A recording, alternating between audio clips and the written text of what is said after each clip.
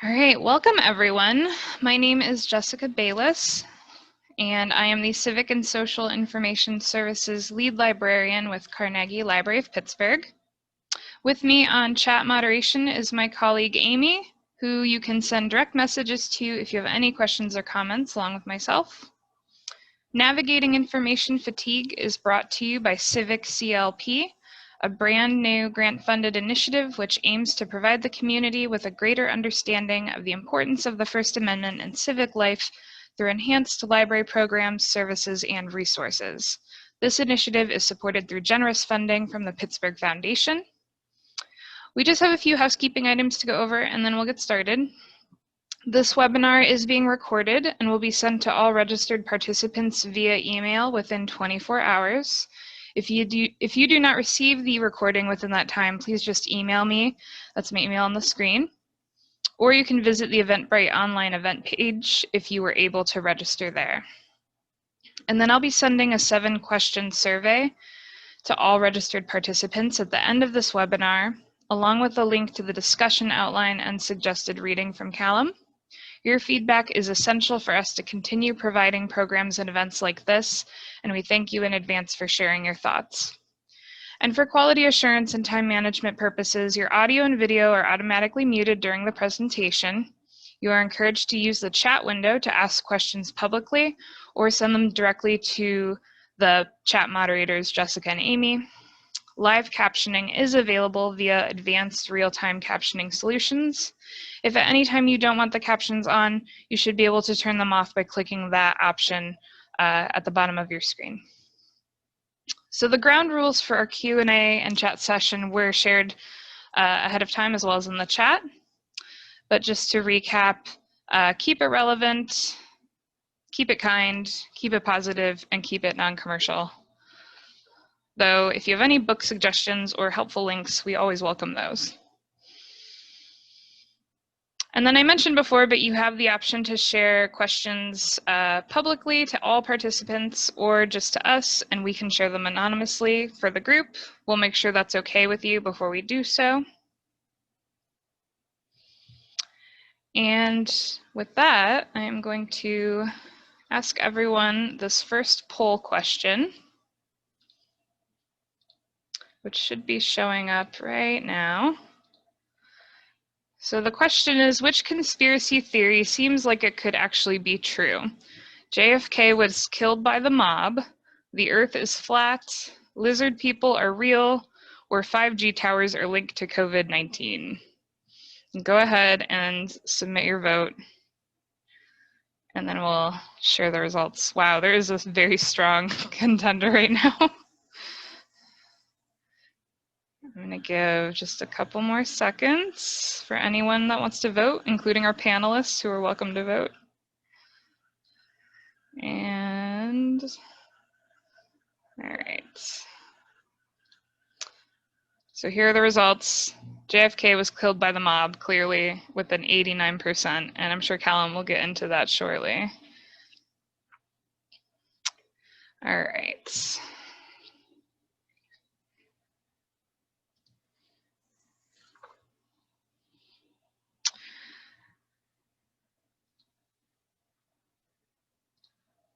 So it's now my pleasure to introduce Dr. Calum Matheson. He is an assistant professor of public deliberation and civic life and director of debate with the University of Pittsburgh. Take it away, Calum. Thanks again, Jessica. Today we're talking about conspiracy theories. So we started last week talking about the concept of argument really generally, what the theory of argument means, how an argument is constructed, why argument skills are important, a little bit about informal logic and things like that, and the culture of arguments as well, how it contributes to or sometimes interrupts democracy. One of the things I promised last week is that we'll talk about how argument goes wrong, and that's a lot of what you'll hear today and next week when we talk about scams and hoaxes too, which are kind of related concepts here.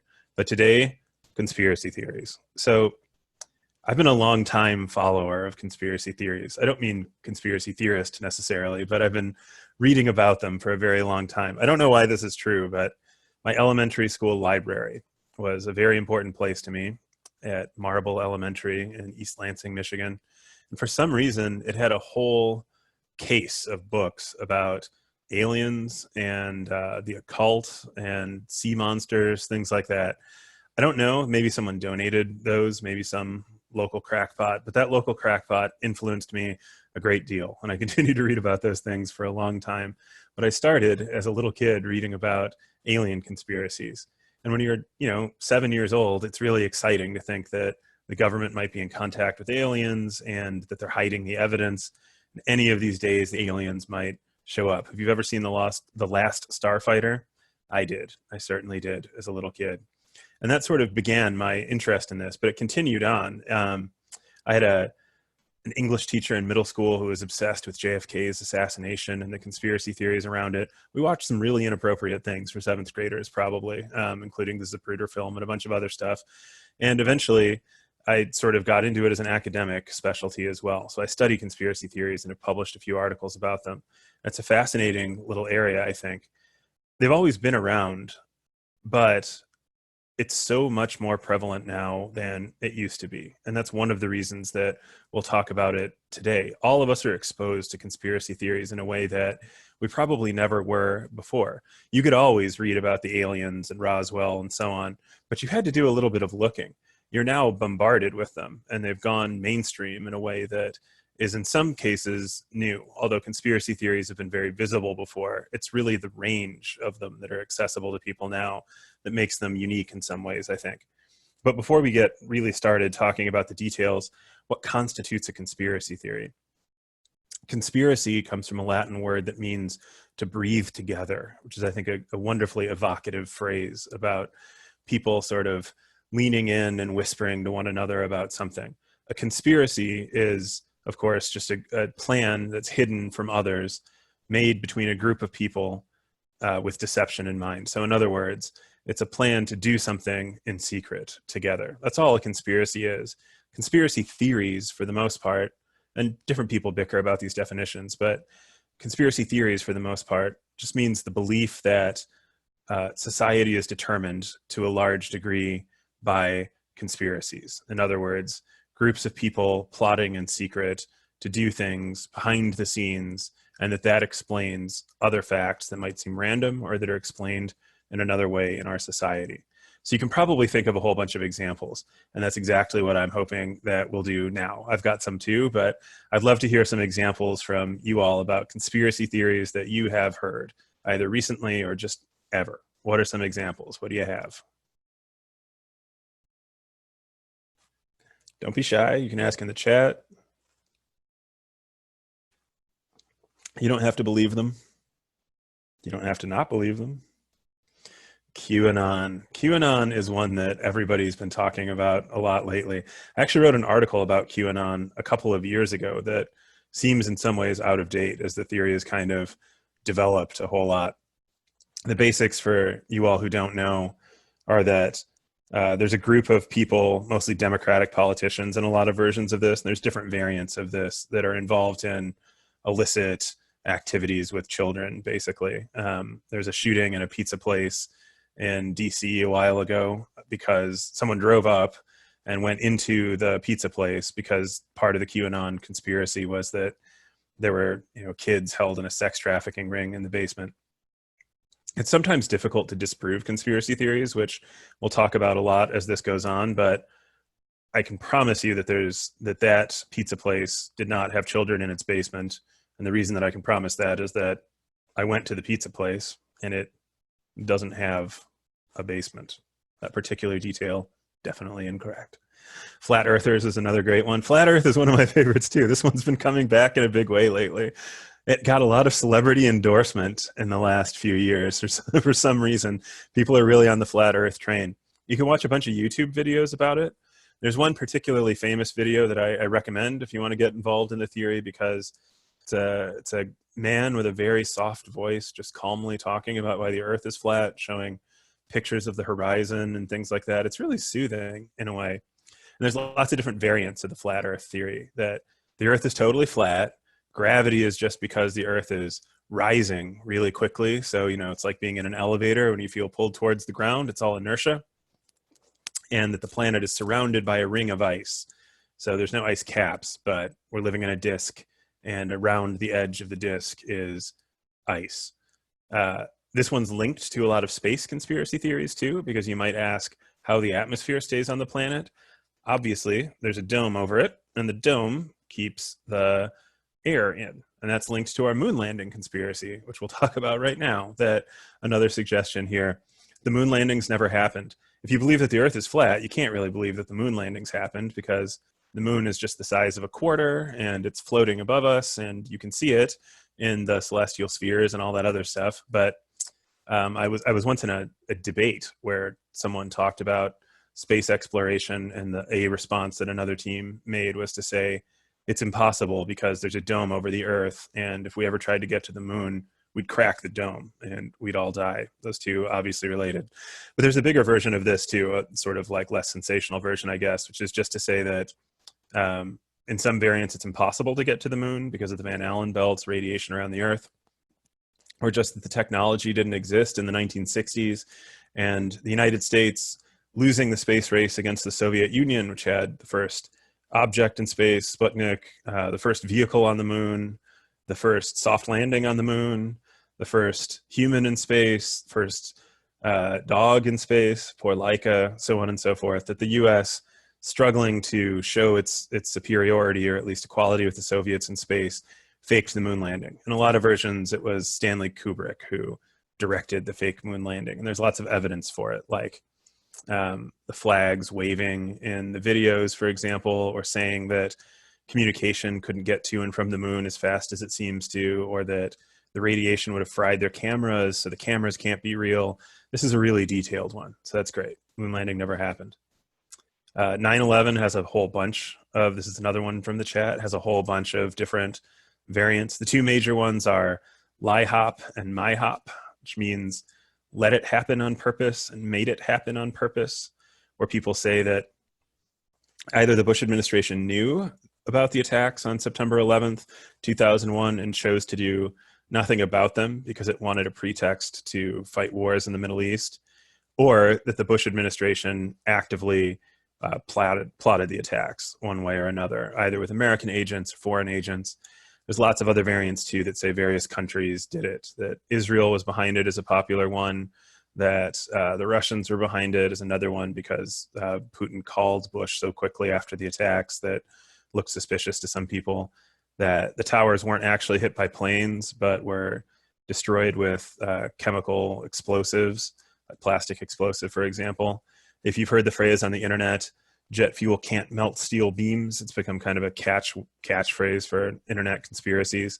That comes from this as well. Chemtrails and fluoridation are a good one. Fluoridation is a good classic from my fellow Michiganders. The John Birch Society had launched this one in the 50s and 60s, where people claimed that adding fluoride to the water supply in the United States wasn't designed to keep your teeth healthy, but was instead designed to pacify the population, because fluoride, according to this theory anyway, is an agent that causes people to be calmer and easier to control and so on. Chemtrails is kind of a similar thing. The idea that the trails that you can see, they're called contrails usually, if you believe the people who talk about this.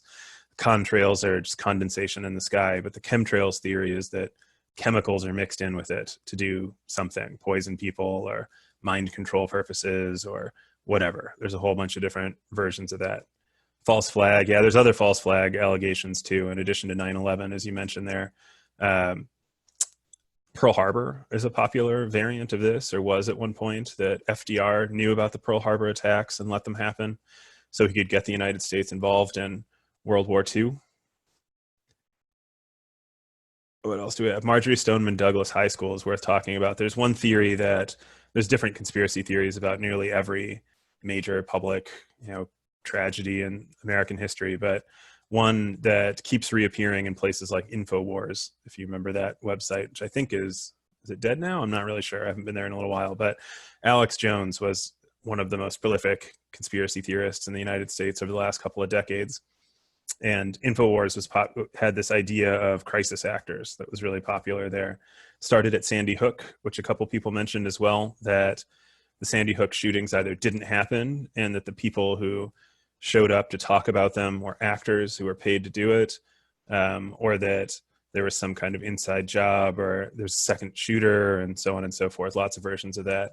This is actually older even than Sandy Hook. The Columbine school shootings in 1999 launched a conspiracy theory that there was a third person involved wearing combat fatigues who was supposedly seen on the roof of the building of Columbine High School in Colorado, who was never apprehended for whatever reason, or that the police were involved, that kind of thing. Oh yeah, go back to the Red Menace. Why not? There's always all sorts of theories about the danger of the Soviet Union during the Cold War, that the Soviets were plotting to invade America itself, that there were American intellectuals were secretly communists or fellow travelers who were helping out to have the United States involved in, the Common Turn, or to subvert the U.S. government. All of that stuff is an old one. It's a weird paradox in a way, because you've got both this image, they used to call it 10-foot Ivan, this kind of like terrifying image of Soviet soldiers marching across Europe and that kind of thing, and the technological superiority of the Soviet Union and ballistic missiles and so on. But that combined with this idea that the Russians were backwards and incompetent culturally and morally and politically was a really popular Cold War trope. You can kind of see echoes of that even in the way that people talk about presidential collusion with the Russians now, that you see sort of both this idea that that Vladimir Putin or the Russian government, that they're master plotters, and also that they're really lazy or clumsy. About false flags, just to clear that up, a false flag attack is where an attack is done supposedly by one group or one country, but in reality by another one. So, like a ship flying a flag from another nation. The idea of a false flag is to frame someone for an attack. There are a ton of these in history. The Gulf of Tonkin incident that was the sort of proximate cause of the Vietnam War. There are a lot of conspiracy theories about as well, that it never happened, or that the United States did it themselves. Similar things about the sinking of the USS Maine way back and to begin the Spanish-American War. There are also theories about that as a false flag attack or as an accident. There's actually fairly good evidence that it might have been an accident, but some people allege that the US government knew that it was an accident and hid that as well. Any others? Did I miss any good ones here? Anti-vaxxers, there's a whole conspiracy theory about vaccines as well, that they don't work, that they cause autism, a variety of other things that there isn't really a lot of credible scientific evidence for, but that some people are really committed to, and that vaccines are a scam, either because they're another mechanism of control, see above with chemtrails and fluoridation and all that stuff, or that the vaccines don't work, but drug companies make a lot of money selling them, or even that the vaccines make you sick and that people then profit off treating those diseases. We've got JFK here and a bunch of variants, that he was killed by the mob, the CIA, the Russians, the Cubans. There's a whole lot of these. Simply that there was a second shooter. I don't know if you know this one. Woody Harrelson's dad killed JFK as one conspiracy theory. Woody Harrelson's dad was a hitman in Texas who, served time in prison for murder. And one theory is that these three supposedly hobos or bums or whatever, who they found near Dealey Plaza, that one of them was Woody Harrelson's dad or looked a lot like him in a photograph. So there is a conspiracy theory that Woody Harrelson's dad killed JFK, believe it or not. If you've ever seen No Country for Old Men, there's an introduction where they mention that a judge has been assassinated. That judge actually was assassinated, and the guy who killed him was actually Woody Harrelson's dad, which is especially weird because Woody Harrelson plays an assassin in the movie, Texan assassin in the movie No Country for Old Men. There's a little wrap around here. We've got coronavirus from a Chinese lab. This is one that we hear a lot, or a lot of variants of it, that coronavirus was either released from the lab accidentally and China is covering it up, or even that coronavirus, and I heard someone go into great detail about this very recently, that coronavirus was meant to be a biological weapon and that the Chinese government created it and unleashed it deliberately, maybe even making it look like it was bad in China, but not as bad as it would have been because they were prepared for it and hoping that it would damage the United States or Chinese competitors more than it damaged China. There's a version of this in China, by the way, that coronavirus came from an American lab. So there's lots of different variants of this one, or that coronavirus either isn't real, some people apparently still believe that, or that it's overblown, it doesn't actually kill all that many people, and so on. People dispute the official statistics about it all the time. So there's a whole bunch of different coronavirus ones. I think someone mentioned 5G as well. A bunch of cell towers in Europe were burned down this year by people who thought that coronavirus, that 5G cell towers caused the symptoms of coronavirus, and that it was actually a cover-up, that people were intending to hide the truth of how dangerous 5G was by inventing coronavirus as an excuse. Have any others? Anyone have a particularly burning or weird conspiracy theory that we haven't talked about?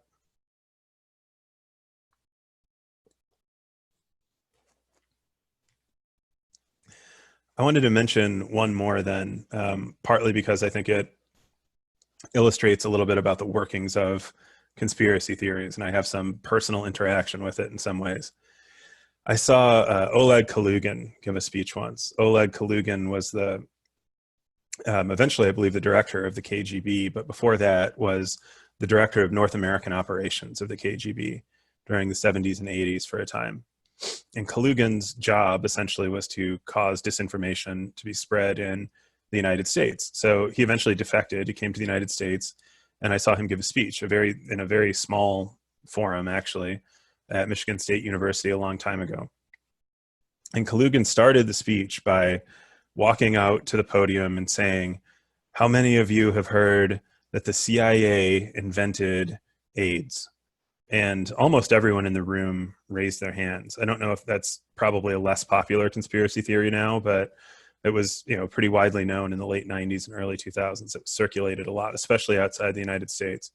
So a bunch of people raised their hands, and Kalugin laughed at everyone and said, "All of you are idiots because I made this up." And then he explained how.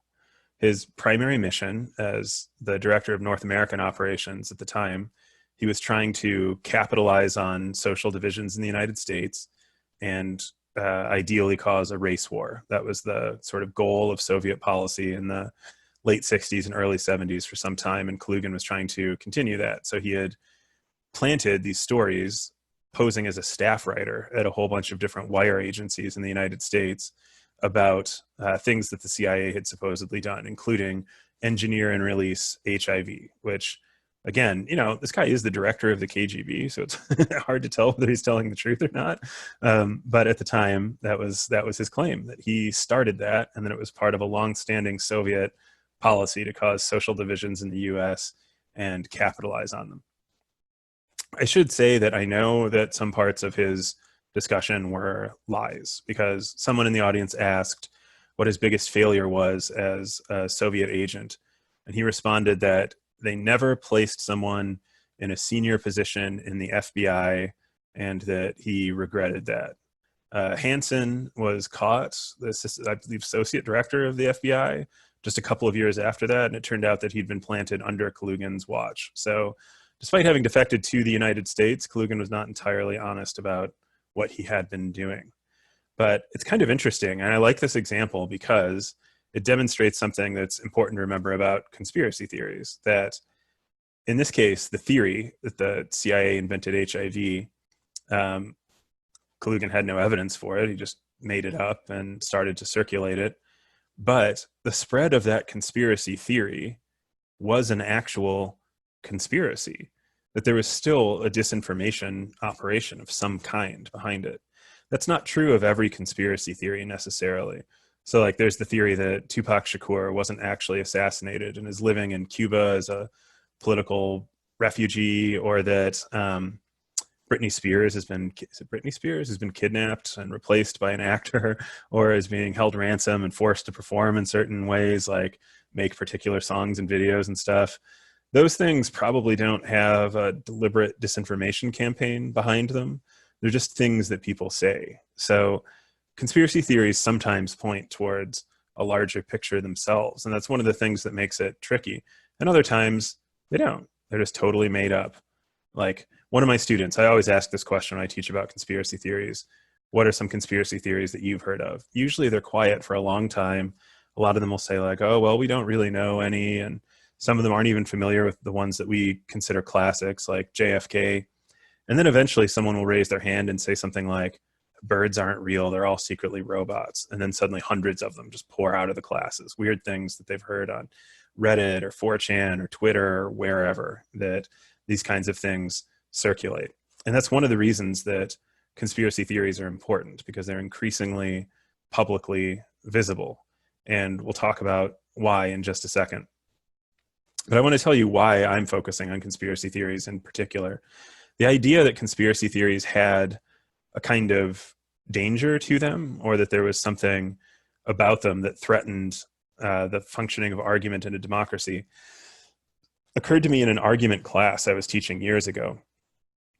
I wasn't then teaching about conspiracy theories, but I mentioned as an example the theory that of lizard people. What you got asked about this in a poll, 11% of you thought that this was credible or said that you did. And this is the theory that a lot of prominent world leaders are actually lizard aliens of some kind. They're reptilians.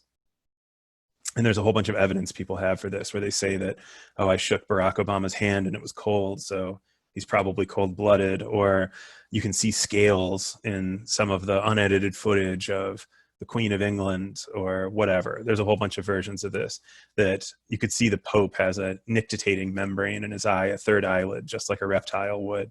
So there's all this stuff. It comes from this guy, David Icke, who is a English politician, who was a politician for the Green Party, and spent most of his career actually as a soccer announcer in England. So he launched this website and all these books and stuff about this reptilian conspiracy. And it gets really intricate, like some aliens fighting against other aliens and so on and so forth. The X-Files gained a lot from David Icke. But the reason that I'm mentioning this is that as I sort of mentioned it in class and I was leaving, and a student came up to me very angry and said, I think that it is your American bias that you don't believe David Icke, because where I am from, we take him very seriously. And I really do believe that the president of the United States is a lizard person, and that there's a cabal of lizard aliens running the world. So for one thing, I'm half British and half American, so I get to say that David Icke is a bad guy, I guess, having shared sort of accidentally part of his culture. But I thought she was kidding at first, and I was like, oh, yes, of course, everybody's a lizard person. She like complained about me saying this in class, me saying that the president was not a lizard, and that Michelle Obama wasn't a lizard, and that lizard people aren't secretly running the Catholic Church, and so on. She was absolutely convinced about the lizard people hypothesis. So I realized that people who decided to be here today to talk about conspiracy theories are joking about lizard people. But the reason why I always include this section now is because I was at that time genuinely shocked that someone believed this. I've since spent more time talking to people who are conspiracy theorists, and the amount of belief in conspiracy theories is shocking. And sometimes it's really hard to tell. One of my former Harvard students he joined a Facebook group for flat earthers as a joke, and he met someone on this Facebook group, and they talked about how the earth is flat, which he understood to be joking. And they actually ended up meeting each other in person, and they went on, I don't know, 5 or 6 dates, which is a lot, given that he never found out whether she was joking or not, and she never found out whether he was joking. They both presented themselves to each other as flat earth believers and never found out whether that was true. It's sometimes hard to tell. Like, a lot of people are probably, it's an edgy thing, or it's shocking, or it's funny to say that the earth is flat. Obviously it's not. There's a ton of scientific data, photographs from space and so on and so forth. A Japanese telescope is now powerful enough to see Neil Armstrong's footprint on the moon from the earth. You can do that. But of course, conspiracy theorists respond and say, that's exactly what they want you to think. They want you to think that Neil Armstrong has been to the moon. So they published this data. Have you ever been to the telescope? Have you ever seen it? If you had, they'd say, well, obviously the telescope is set up to deceive you, and so on and so forth. So there are ridiculous conspiracy theories like lizard people and things like that. But the prevalence of these theories is stunning. And that's one of the reasons why we're discussing them now. The simple quantity of conspiracy theories that you're exposed to makes it far more likely that you believe one or another of them eventually. It's hard to admit it, but a lot of people probably find at least some of them compelling. And this is especially tricky because there are actual real conspiracies, as we'll talk about in a little while. But the thing is, conspiracy theories aren't worth talking about because they're always wrong. They're worth talking about because, absent solid evidence, the logic that sustains conspiracy theories, the logic that makes them spread the way that they do, is wrong. They could still accidentally be correct. Remember that what we said about plague doctors, for example, figuring out accidentally that they could protect themselves from the plague, even though their theory is wrong. So that nothing I'll say here proves conclusively that a conspiracy theory is wrong. In fact, it can't. You cannot prove that a conspiracy theory is definitively wrong, most of the time, at least. And that's an element that goes into defining what they are. So think about all the theories that you all said in the chat and the couple that I added as well. What are some of the commonalities in those theories? That helps to explain why they succeed the way that they do. For one thing, almost all the theories that we talked about include some authority lying to the public, and that authority is almost always the government. The deep state theory, which someone mentioned but we didn't talk about in detail, is an example of this, but the same is true of QAnon. The same is true of the various versions of the Kennedy assassination, of 9/11, and obviously lizard people, or whoever controls the earth, according to your theory, the Illuminati, or the Freemasons, or whoever it is, globalists like Soros, which is a code word for anti-Semitism. All of those things all sort of assume that the government, this powerful center of authority, is lying, either because there's another real authority behind it, or because the government as the ultimate authority is kind of deceiving people. There are different versions about major corporations and things like that, like the New Coke conspiracy theory, that Coke introduced New Coke because it was so bad that people would enjoy the old Coke again, that kind of thing. But that sort of distrust of authority is a common element of conspiracy theories.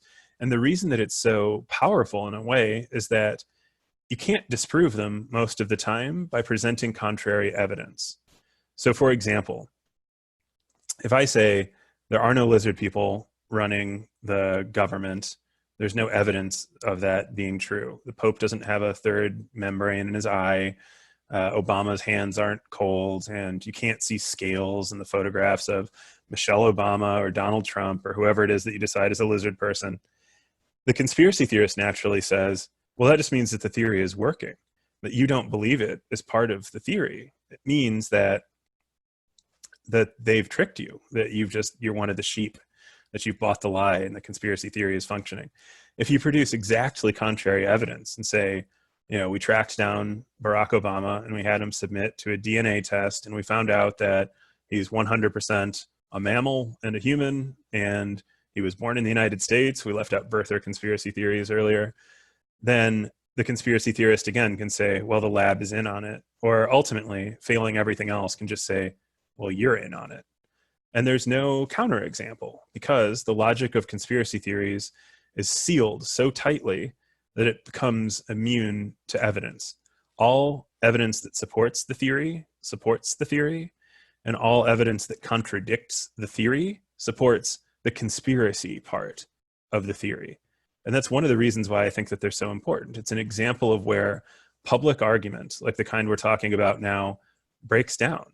There's a limit to how much you can do if someone really thinks that the Freemasons control the country, for example. You can't provide contrary evidence, and you also can't have a debate or a discussion about central elements of American life and policy, what we should do as a collective, if people don't think that we are a collective, if they believe that there is another group behind them.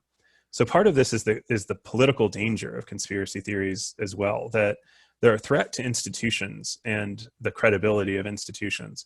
I don't just mean the government. The point here is not like the government never lies to you, because it for sure in documented ways has and does. You can prove it, and plenty of examples of it. the government for sure lies to you sometimes. However, the issue of conspiracy theories is broader than that it sort of undermines public trust in a lot of things. Anti-vaccine theories undermine public trust in the medical establishment. A lot of versions of the coronavirus theories do the exact same thing. People say that the FDA is not credible to talk about coronavirus because they're hiding the truth of the virus, et cetera, et cetera. And as a result, people don't blink when the administration says the FDA doesn't need to approve this drug, or climate science is another example of this. ClimateGate is a conspiracy theory.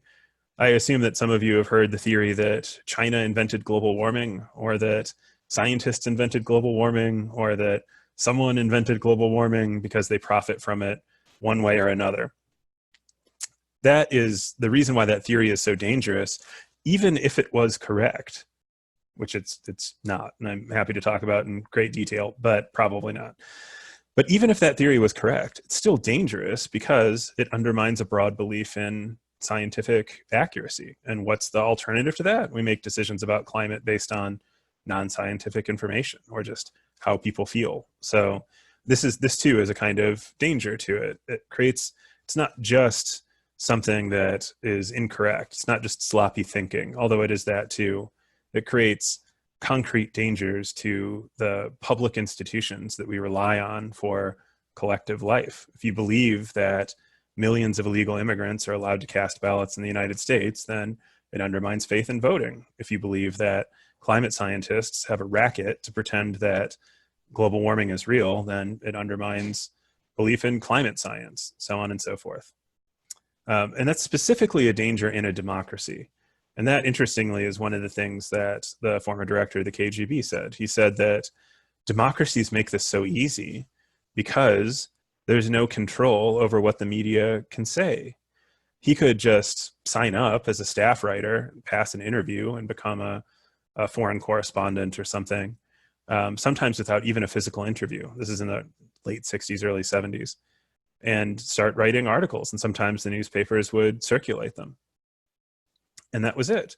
And in democracies, that's really simple. If you don't control the press, and that's written into the US Constitution that there's freedom of press, then you can't control the flow of information the same way. And as a result, the benefit of that, and the whole point of it, is that different ideas circulate and aren't suppressed.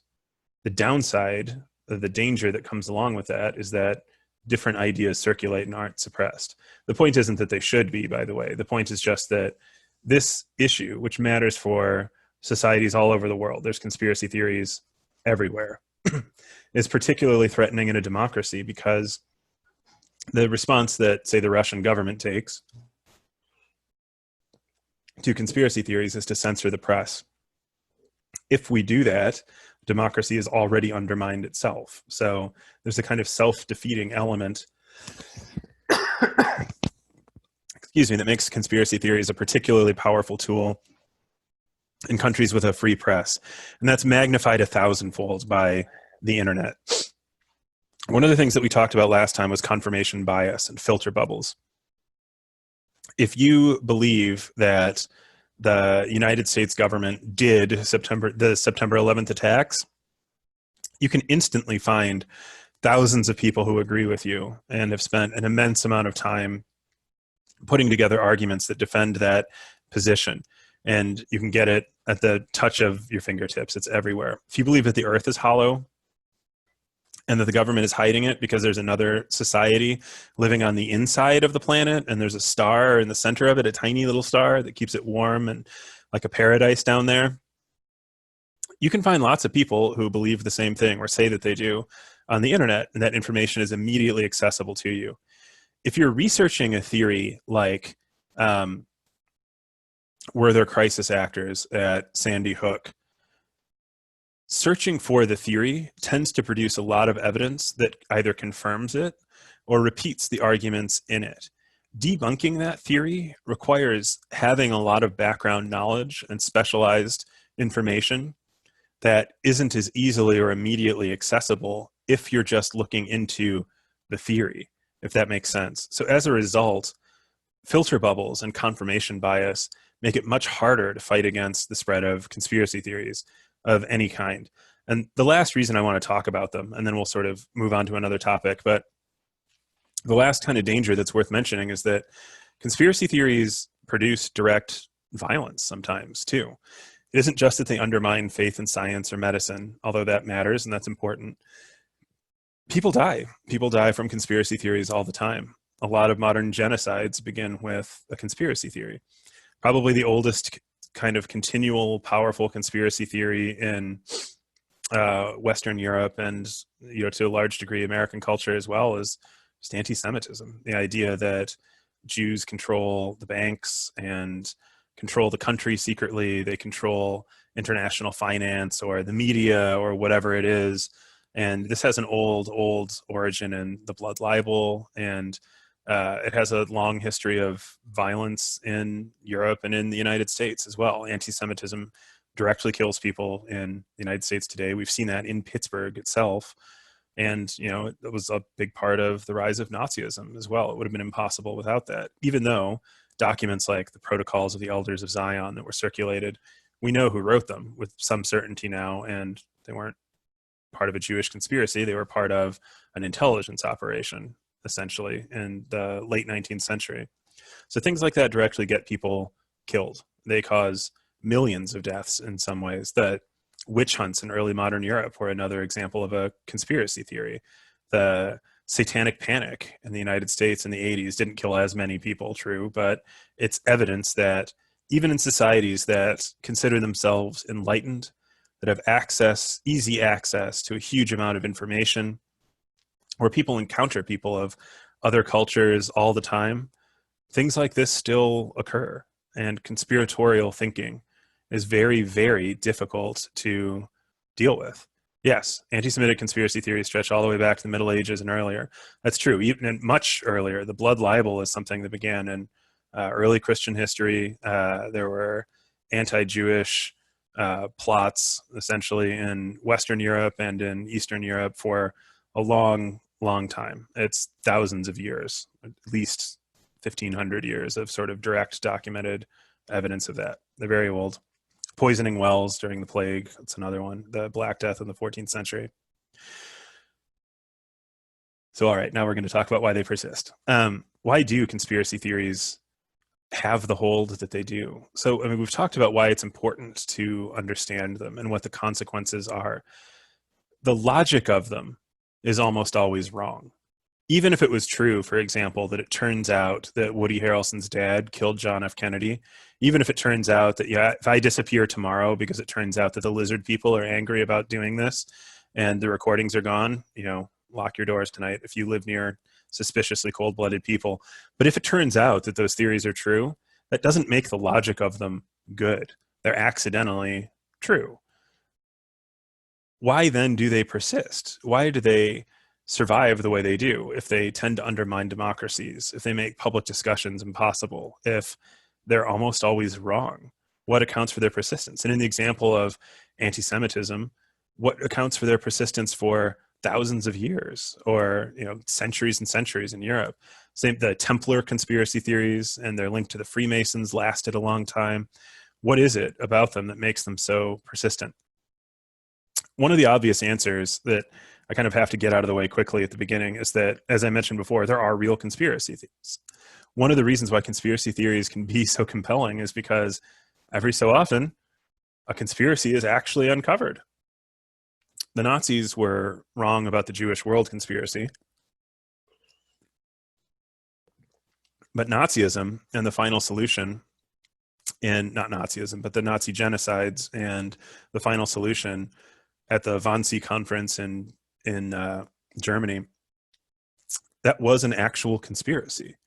There are actual conspiracies, and sometimes they are exposed. The United States has tried to assassinate Fidel Castro a whole bunch of times. That actually happened, and people have admitted to it now. There's documentary evidence of it, and it's not really disputed. Joseph Stalin had Leon Trotsky assassinated with an ice pick in Mexico. There was a conspiracy for that, but that conspiracy really did happen. It wasn't a conspiracy theory to say that he was assassinated by Soviet agents. he was for sure assassinated by a Soviet agent. So conspiracy theories have this ring of truthiness to them sometimes, where because conspiracies are a real phenomenon, we are tempted to believe in the structure of conspiracy theories more than we would otherwise, even if we aren't really sure about the facts that they involve or we're not experts in it. Social media is another reason why they persist. As we said already, it's not just confirmation bias, it's just a sheer numbers game. I'm going to talk about a hoax next week called the Atlanta stock investment scam, but it's the basic idea is that if you disseminate a conspiracy theory to 1 million people, it only takes, say, 10 of them to believe it for it to have some root and then catch on and spread slowly. Social media just amplifies the ability to create disinformation to such a level that it's difficult to combat. Declining trust in authority is another causal reason that's worth thinking about, as especially things like Watergate, another example of a real conspiracy that was exposed. Things like Watergate shook confidence in the American government, and lots of other scandals before and after. Lots of things have shaken confidence in churches and corporations and ideologies, political parties. Overall, the spirit of questioning authority also makes it easier, although healthy in a lot of ways, also makes it easier to believe conspiracy theories. Because look at the common elements in the theories that we've already talked about. Almost all of them begin with a deep distrust of authority. The more that that authority is doubted, the harder it becomes to contradict them. I sort of encounter this directly all the time. I'm an academic who studies at a major research university who studies conspiracy theories. If I say, no, climate change is probably real and there's a lot of evidence for it and the conspiracy theory is wrong, that confirms the narrative of the conspiracy theory. It doesn't deny it, because people who believe that climate change is a conspiracy expect academics at major universities to disagree with them. It used to be a lot easier for someone to just say, I'm a professor and I have a PhD and therefore you should believe me. Oh, I wish it was still that easy these days. It's a lot harder because a lot of the theories begin with the idea that people in positions of authority, like government primarily, or corporate, but also academic authority, deny the theory, that we're all sort of in on it. So as public trust in science, as public trust in the academy erodes, it's harder and harder to contradict conspiracy theories just by saying, no, I'm an expert and that's wrong. Because the whole point is that it undermines expertise. And that's an element that makes it particularly enjoyable for some people. The great benefit of a conspiracy theory from your sort of personal ego standpoint is that someone can tell me, as they did, President Obama is a lizard. And if I say, no, he's not, they feel better about themselves. And the reason that they do is because they can say, well, you're just one of the sheeple, man. I can't believe that you took the government line that President Obama is not a lizard. I know, and you don't.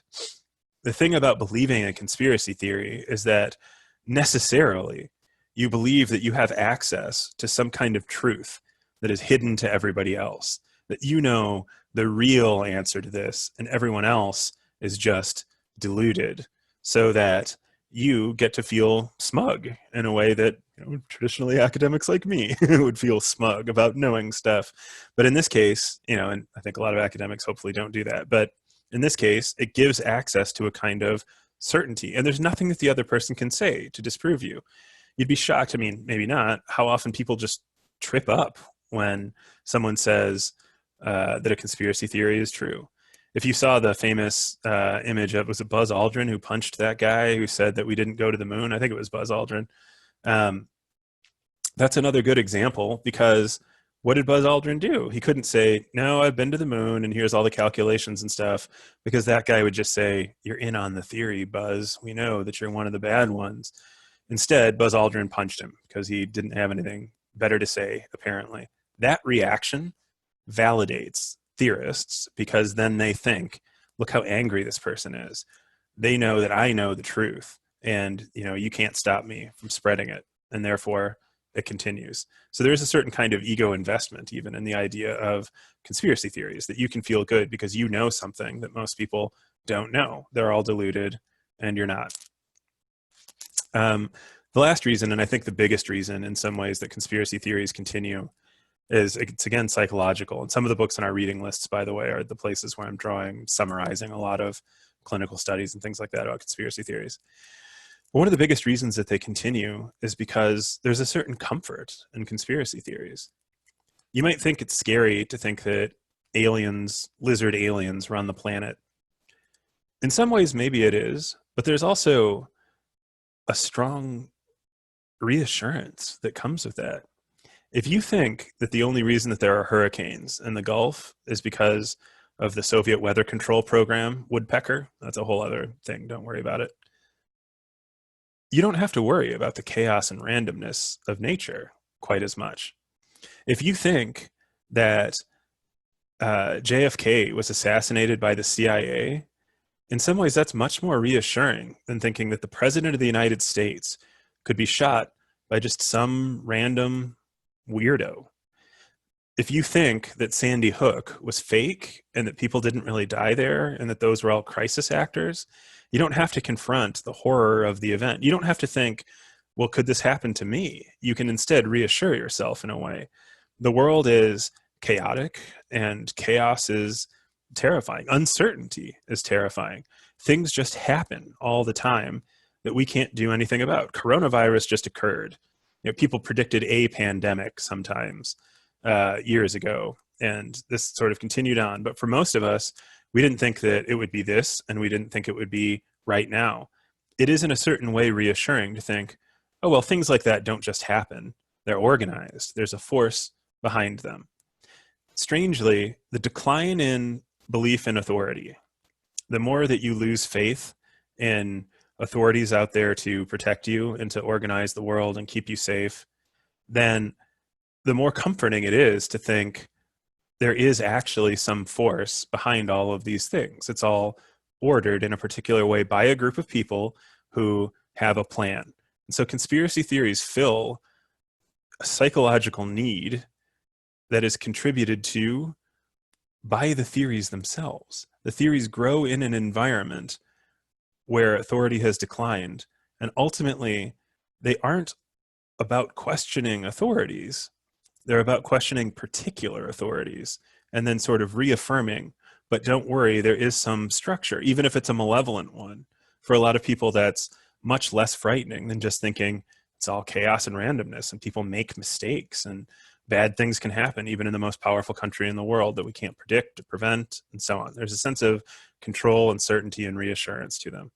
And they also help you just cut through information. Do you think climate change is real, or do you think that it's made up? If you think it's real and you have a debate, I have a debate with my students every year about this. I sort of blindside them and then force them to defend the idea that climate change is real, and I defend all the conspiracy theories and stuff. It's like an applied exercise, an argument. But if you think that climate change is real, you have to know a lot of stuff. So, and people who don't think that it's real can say a whole lot of stuff. And to respond to every one of their arguments, you need to know a great deal about it. How many people in this audience, this is Pittsburgh, and it has a strong scientific population and stuff, but if you think that climate change is real, how many of you think that you're really confident that you could explain the details of dendrochronology, for example? Do you know where climate records come from? Do you know the cutoff date where originally sea temperature records were taken by the British Navy, but now they're taken by modern scientific authorities? Are you sure? Do you know how ice core data works? Could you explain what exactly you're measuring in ice core data, or how the ice cores are extracted, or how that proves that climate has changed? Do you know what kind of resolution exists on climate satellites? Do you know if their resolution is big enough to capture thunderstorms or not? Do you know how a GCM works, or what a GCM is, a general circulation model or general climate model? Maybe. A lot of us are pretty informed about these things, but not super informed about them. And there's a huge welter of information all the time. It's really hard to keep track of everything. And if you had a similar depth of information about every major issue on which you as a voter or a citizen are expected to have an opinion, you could never do it all. One great thing about conspiracy theories for the theorists is that they can say, well, I don't need all of that. I don't need to understand tree ring data because the scientists are all in on it. Same thing with general circulation models. Same thing with ocean temperatures. Did the little ice age happen? Who cares? It doesn't matter. All of that stuff, it's all part of the conspiracy. I see through it, so I don't need to know the details. And it fits with the general theme of this lecture series. One way, not a good way, but one way of navigating information fatigue is just to say, I don't have to deal with any of it. I already know the answer. And I am so sure that no matter what the other side says, the various other sides, there's never just two sides, it doesn't matter. It's all a bunch of crap, and they don't see the world like I see the world. I know the truth, or David Icke knows the truth, or whoever. And so the rest of this doesn't matter. So this sounds pretty depressing, maybe. Not the lizard people part. I can assure you that there's no real danger from lizard people. But a lot of this is worrying. Conspiracy theories are dangerous, and we've talked about the ways that they're persistent. And it's easy to despair at this point. Just be like, well, I guess we have to live with this. And in fact, we probably do to some degree, and we have forever, as far as anyone knows. Probably the first human being who invented language and learned to talk probably said something like Freemasons around the country. Who knows? But there are some ways to deal with conspiracy logic as well, or to navigate through that too. And that's what I want to talk about in the end here. And then we'll have questions and discussion, hopefully. Here's a few things. And this is the most common question that I always get. So what do we do about all this? One approach is that you can just know the facts. You could, it's possible, become an expert in areas where you want to dispute a particular conspiracy theory. And I know people who do this. I have a friend, for example, who was an engineering student at UC Berkeley, and he spent all of his free time working on explanations of why various 9/11 conspiracy theories couldn't be true, about how it couldn't have been explosives and so on and so forth. And he spent an immense amount of time doing that. For the most part, that's impractical. There's just too many, and contrary information doesn't always change people's minds. Sometimes it does. There is a famous academic who was a Holocaust denier, believed that the Holocaust was, or that Nazi genocides of the Jews in Central and Eastern Europe was a fabrication. And he went to Poland to do primary document research with the point of writing a book to disprove the existence of gas chambers in Auschwitz. And he spent 10 years doing it.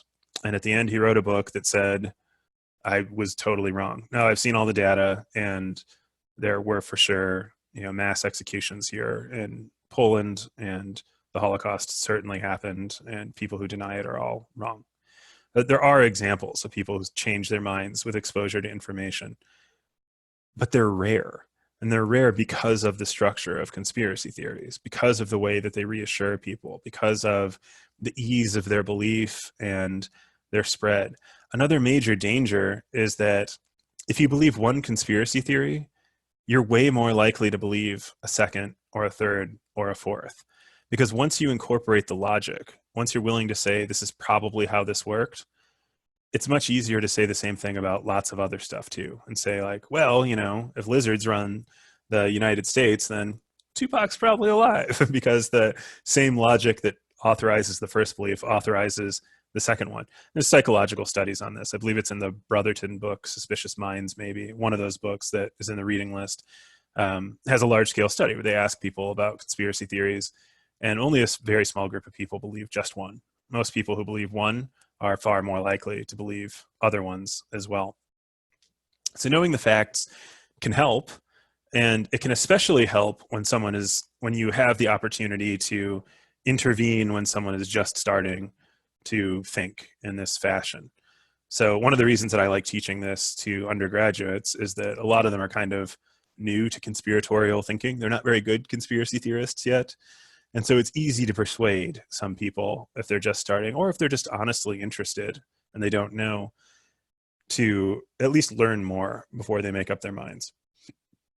A second thing that you can do is just present the logical arguments against conspiracy theories. Why is conspiracy theory thinking so bad? I keep saying that it is, but there's a logical explanation of it that is pretty compact and sometimes helps. It involves the concept of Occam's razor, named after William Occam, the English bishop, was he? I think so. Clergyman, anyway. If I have a theory like this, the room that I'm in right now is full of monkeys, but they're undetectable monkeys. How do you disprove that theory?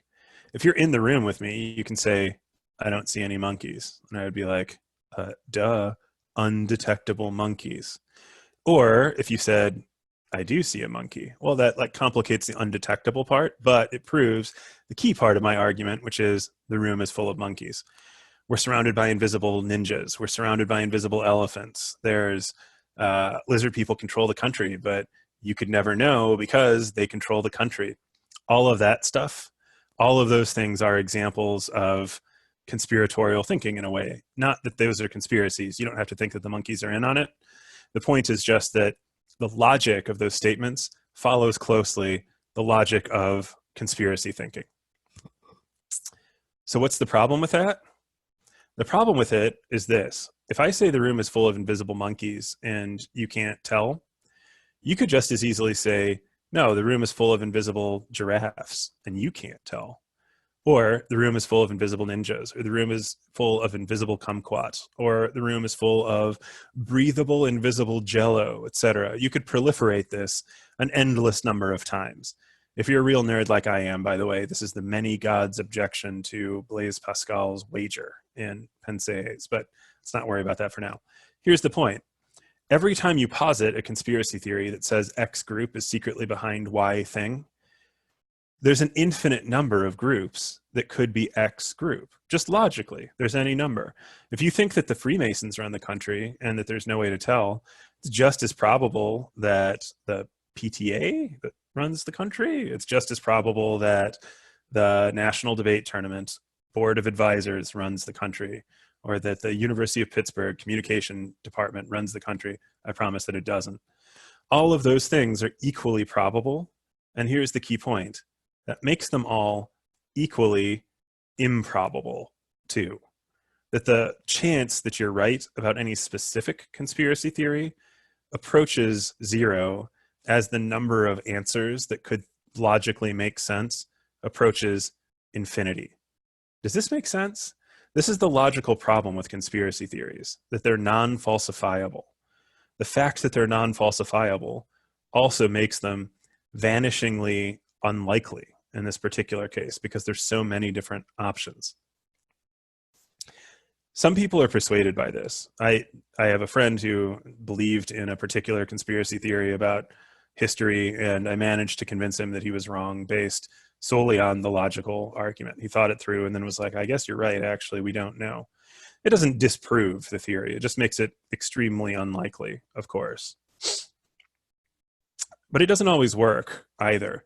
Really committed conspiracy theorists tend to stick to their guns. They don't believe that the most logical option, the simplest option, is the most likely to be true. Instead, they tend to say, well, you know, I have some evidence for this, or some element of this is convincing to me, or your theory is less probable than mine for some made-up reason. That's a little bit harder in some ways. One response to this is to point out the logical problem of what I just said, of just presenting it that way. If you think that there's some evidence and that you know, if you think, so like, you're just an average person, you're like, you know, my uncle, a retired painter, and you say, he's not an average person. Great guy. Don't mean to insult him here, certainly. Wonderful dude. Anyway, if my uncle Calum believes in a conspiracy theory, I can say, yeah, but how do you know? If you know and you have no special access to any of this stuff, then how would you know? It's not a very good conspiracy, is it? If everybody is in on it. If everybody knows the truth, then it isn't much of a conspiracy. If the lizard people don't want us to know that they're controlling the world, why do they let David Icke constantly publish articles on the internet about how lizard people control the world? Shouldn't they be able to do something about that? That's one way to respond to a conspiracy theory, because it works against, it sort of deflates the sense of, oh, I know the secret and you don't know the secret, and therefore I'm right and you're just duped.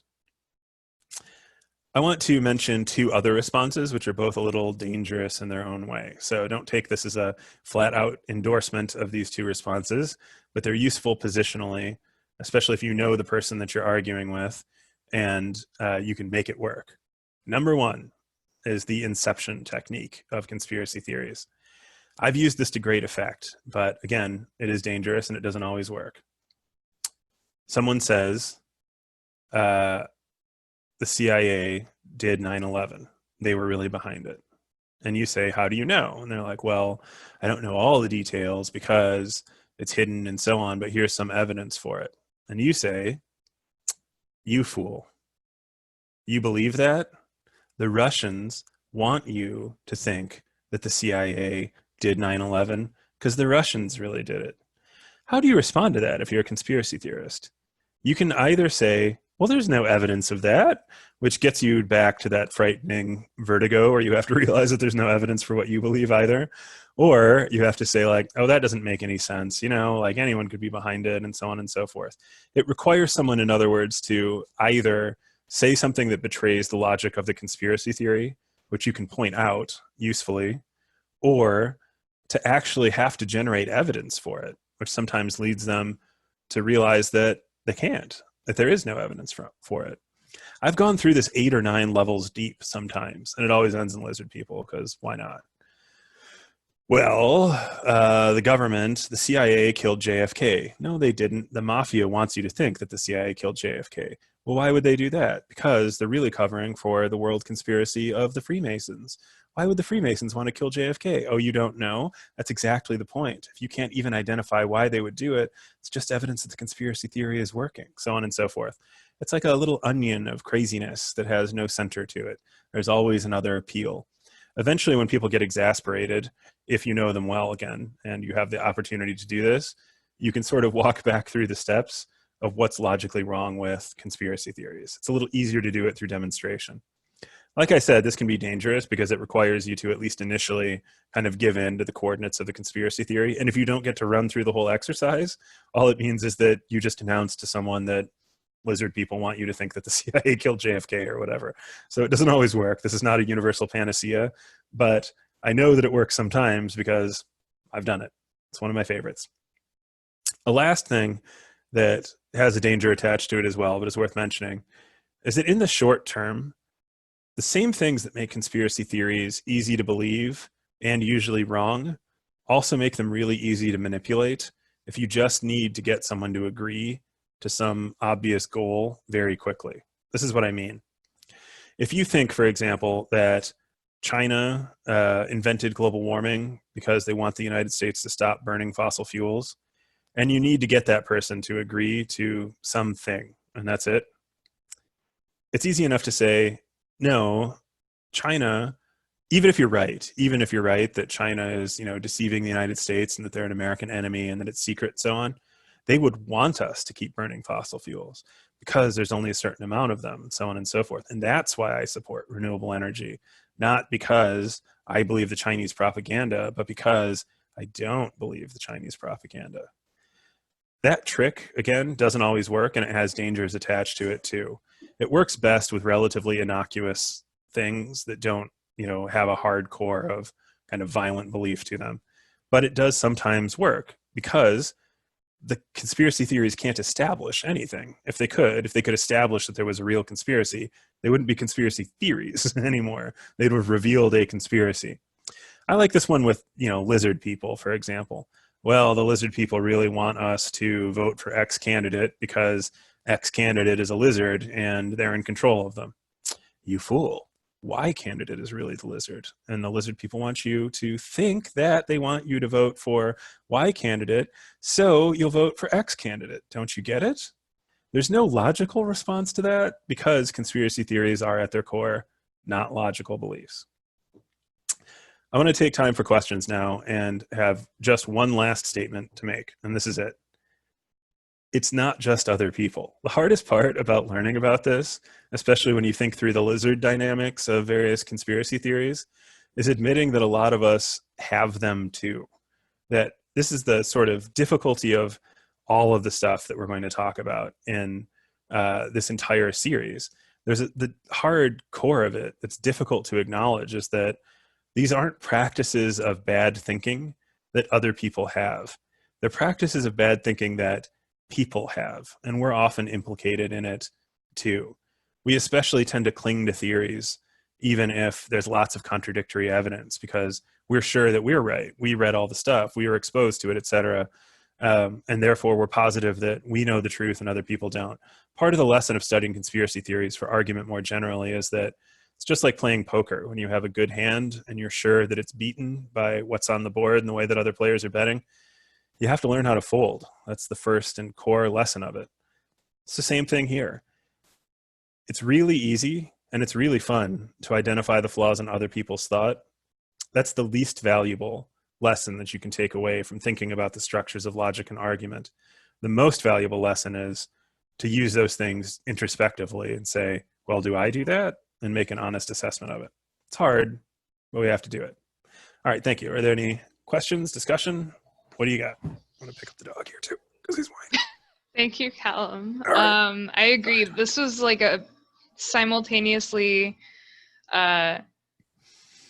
interesting and invigorating discussion, and also very depressing. But I think you did give us some good homework potentially, should we want to talk to people in our lives or not. But maybe don't do it on social media. I don't know. That's just my disclaimer with a lot of this, is try not to do this on social media or comment sections.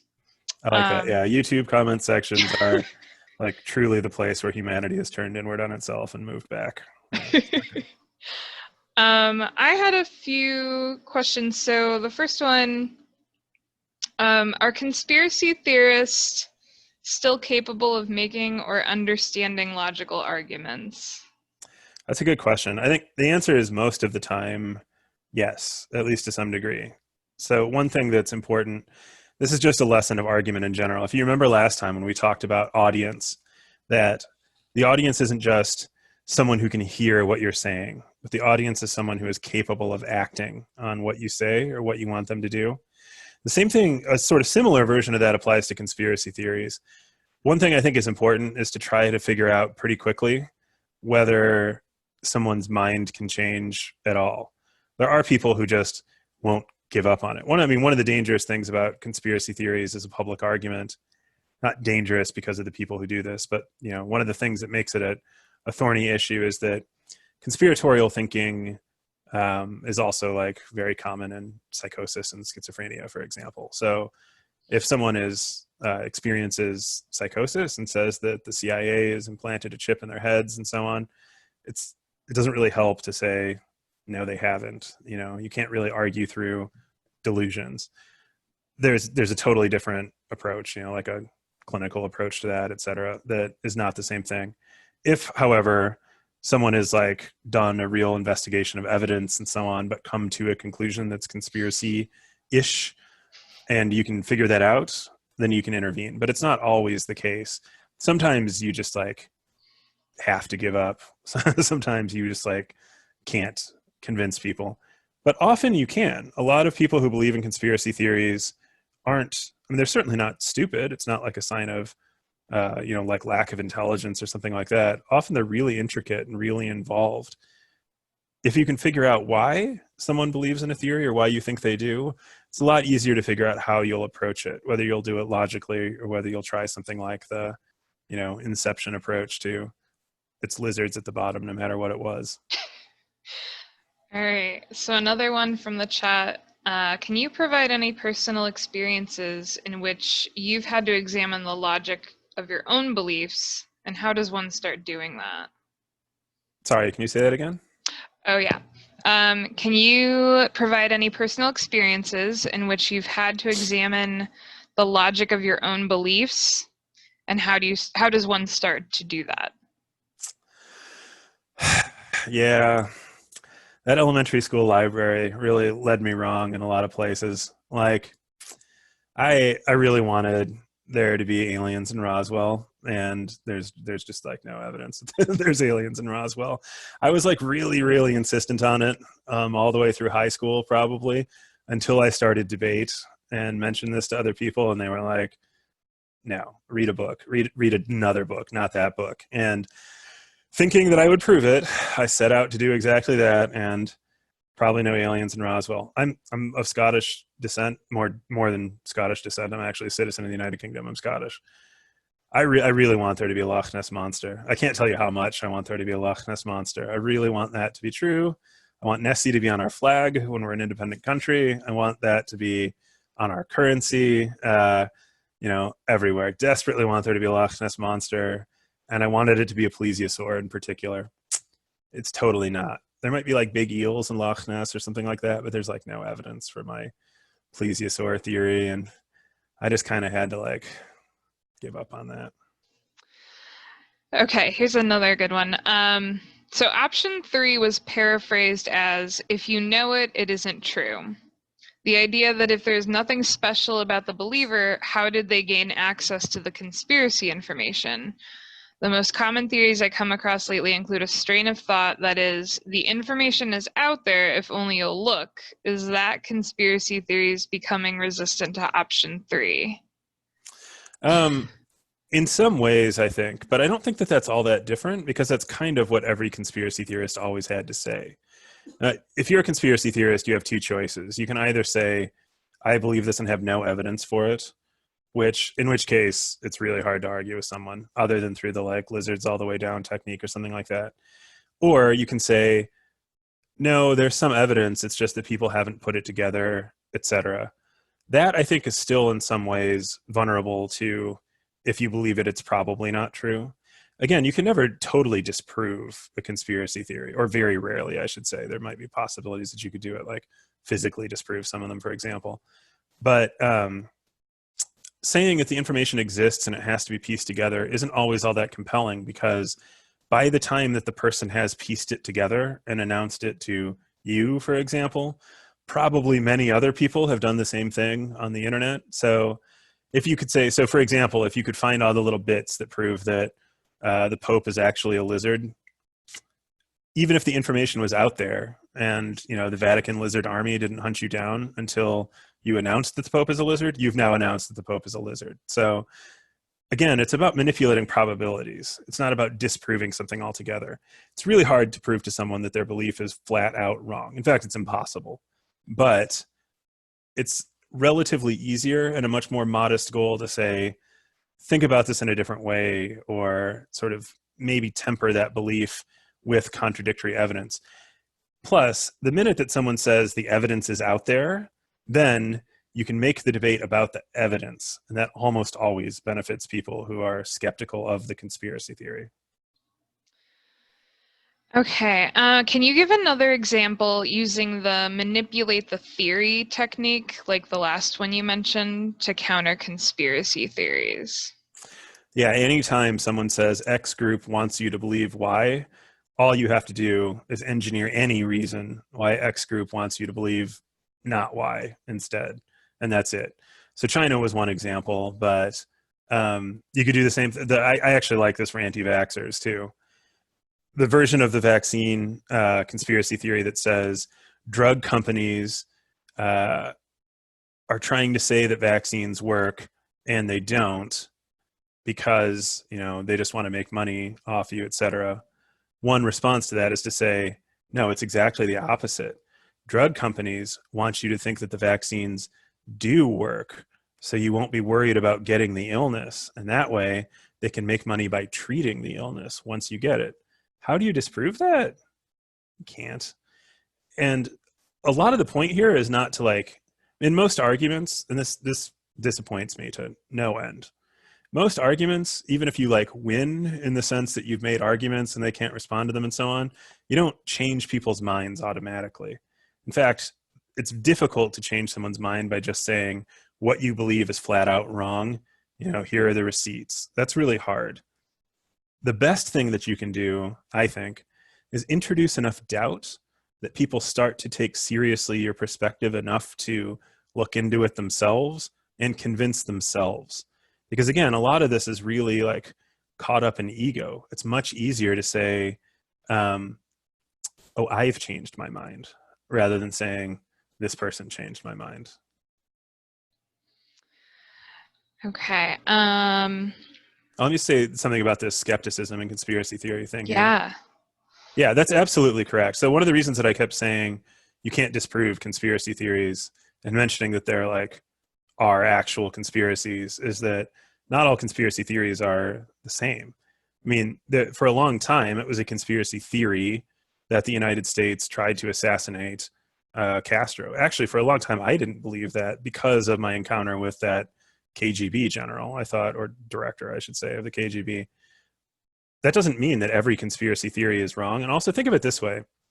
If you make like a pie chart of all the possible explanations for what happened on September 11th, let's say that Jamaica was behind it because they wanted to cause a crisis in New York that would redirect tourism to Jamaica. What's the probability of that? Really low. But if you add up all of those things, all of the theoretical probabilities and some of the like inconsistencies in evidence and so on, the official report isn't necessarily the one that you accept in the end. It just means that various specific conspiracy theories are wrong. This is the real point of Occam's razor.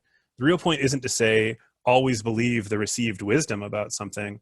The real point is to say the less complicated an explanation is, in other words, the fewer things that you have to take for granted to believe it, the more likely it is to be true. Not certain, but more likely. Simpler explanations, it's called parsimony. Parsimonious explanations are more likely than others. That doesn't mean they're true. There's all sorts of doubts about those things. If you had 100 theories about the Kennedy assassination and you determined that 99 of them were like probably not true, there's still 100 theories, which makes the official report maybe 33% likely. More likely than others, maybe, but still like not automatically accepted. That doesn't mean you should ignore evidence either. The problem with conspiracy logic is when it becomes immune to evidence. When conspiracy logic allows you to debate about evidence, it's not the kind of conspiracy theory we're talking about now. So Cyril Wecht, for example, is very sure that Oswald didn't act alone. And he's got a bunch of evidence for it. He's got ballistics and medical evidence, and he's an expert in the field. There's a lot of stuff that he can say. He's seen classified evidence about it. That you should take that more seriously than if, say, my cousin Jethro doesn't believe that Oswald acted alone because he saw the JFK movie when he was in middle school. All right.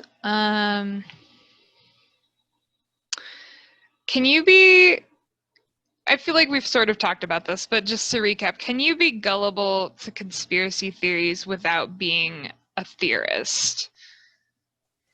I think so. I mean, I think actually one of the reasons that there's some hope in counteracting conspiratorial logic is that a lot of people are really like casual conspiracy theory believers. They're not like really hardcore conspiracy theory believers.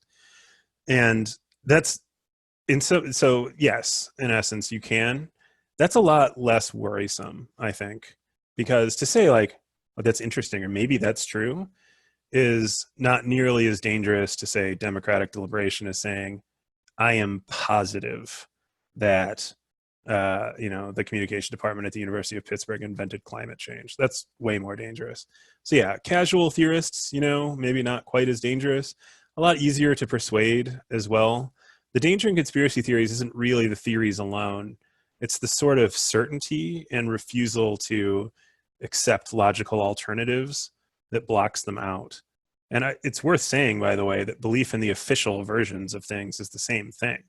If you're absolutely certain that some historical event happened the way that it was described, that's worrisome. That's worrisome too, because we often just don't know. This is why that's kind of like one of the overarching lessons of all three of these segments is it's better to think in probability when you don't have certainty than to pretend you're certain when you're not. Like, I'm pretty sure that FDR didn't know about Pearl Harbor, but can I say definitively 100% he didn't?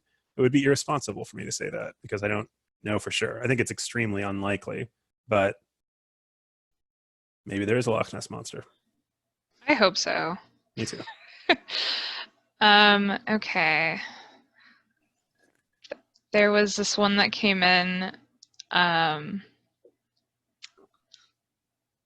I was told to read part of it with a British accent, and now I'm really nervous, so I'm just preparing mentally for that. So this is more of a rant than a question, but I love these. When we talk about the diminishing role of experts, the British people are tired of listening to experts. I'm sorry. I'm so sorry to anyone that's British. I am also British. That was bad. We also need people with advanced degrees to accept the limitations of their own training and research. They then end up with a set of tools that can be applied in other areas, but it should not convey ethos to an argument. Example given, I studied chemistry at a university, but that doesn't give me a special knowledge on climate change. It's tempting to allow all scientists to weigh in on topics like that, but the pool is too broad to be applicable. We see that now when any given doctor has an opinion on public health topics, not the same expertise. That's great. That's a super important observation. In the extended version of that climate change debate I have with my students, I always try to work in at some point, like, I have a PhD. You don't even have a college diploma. How do you know that sunspots fluctuating isn't the reason why there's climate change and the only reason? And the reason that I say that is that I'm hoping, and one of them always does, to say, like, you have a PhD in rhetoric. You don't know anything about sunspots, which is true. I really don't. So it's true. It's not just that expertise alone isn't an argument. It's in fact kind of a logical fallacy in a certain way to assume that because someone is an expert in some area, then automatically you should believe them. Qualifications are not all the same. There's a difference between being an expert in pandemic transmission, for example, and being an expert in joint health issues, even though you both might be doctors or even medical researchers. The global warming climate change is the best example of this, I think, partly because I've just read so much of the denial stuff as part of my academic work. But almost everyone who says this isn't real calls themselves doctor, whatever. And then it takes a little while, and then you eventually find out that they're economists. They're always economists. And that's a really important thing. So yeah, qualifications don't finish the day. All scientists are not the same. And I mean, there are also really credible scientists who are almost certainly wrong about climate change. There was a bunch of, Richard Lindzen was I believe, one of the first creators of a climate satellite. And Lindzen died thinking climate change isn't real. It's correlation, not causality. He also smoked 4 packs a day for the same reason. He was just like, the evidence isn't good enough. Wow. Well, I want to do one last poll. I know people need to head out, but do you feel more or less certain that, oh gosh, is that the right? Okay, yeah, sorry. Do you feel more or less certain that conspiracy theories can be debunked with factual information and logical arguments? And cast your vote. Oh boy, well, I mean, we knew this was a little depressing. But keep giving factual information and supporting logical arguments whenever you can. Here's our results. I agree. No one's more certain. Neither's Calum. So all we can do is what we're doing. Lifelong learning. Yeah. Fortunately, there's other means of persuasion, and we'll talk about those next week. That's right.